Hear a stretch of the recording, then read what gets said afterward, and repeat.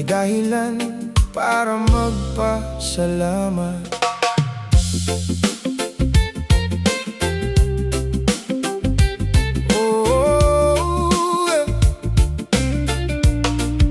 Pagmulat ng mata, araw ay sumikat.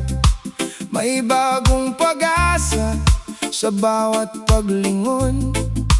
Kahit may problema sa ating harapan, binigyan pa rin tayo ng panibagong pagkakataon.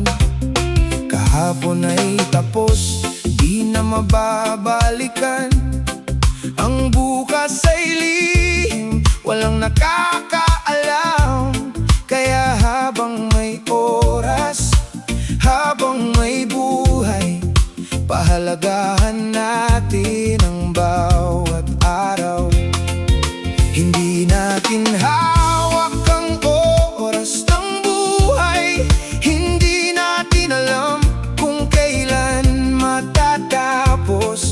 Kaya habang may araw na sumisikat, magmahal, magpatawad, gumawa ng kabutihan. Hindi lahat nagising ngayon, kaya salamat sa buhay na hawak ko.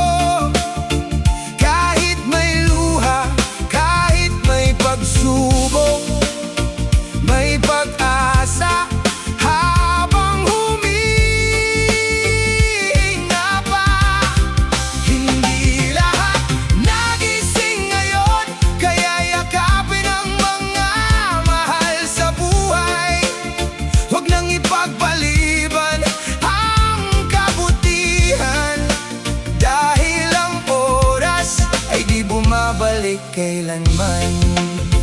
May mga pangarap na naiwan sa kahapon, may mga kwentong biglang natapos. Kaya kung may mahal ka, sabihin mong mahal. Huwag hintayin ang bukas bago mo iparamdam. Kung may tampuhan, matutong magpatawad. Kung may galit, bitawan at lumakad. Dahil bawat umaga ay biyayang tunay na hindi natin dapat sayangin habang buhay. Kaya habang may tibok ang puso, habang may hiningang nasa dibdib mo, huwag sayangin ang bawat sandali. Buhay ay regalo, pahalagahan lagi.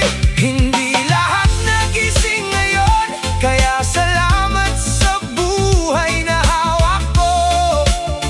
Kahit may luha, kahit may pagsubok, may pag-asa habang humihinga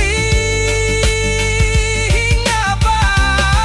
Hindi lahat nagising ngayon, kaya yakapin ang mga mahal sa buhay. Huwag nang ipagpaliban ang kabutihan, dahil ang oras ay di bumabalik kailanman. One more morning, one more chance to live, one more chance to love, one more chance to forgive. Kung nagising ka ngayong araw, huwag mong isipin na basta lang. May dahilan kung bakit nandito ka. May bagong kwentong naghihintay. Hindi lahat nagising ngayon, pero ikaw ay narito at humihinga pa.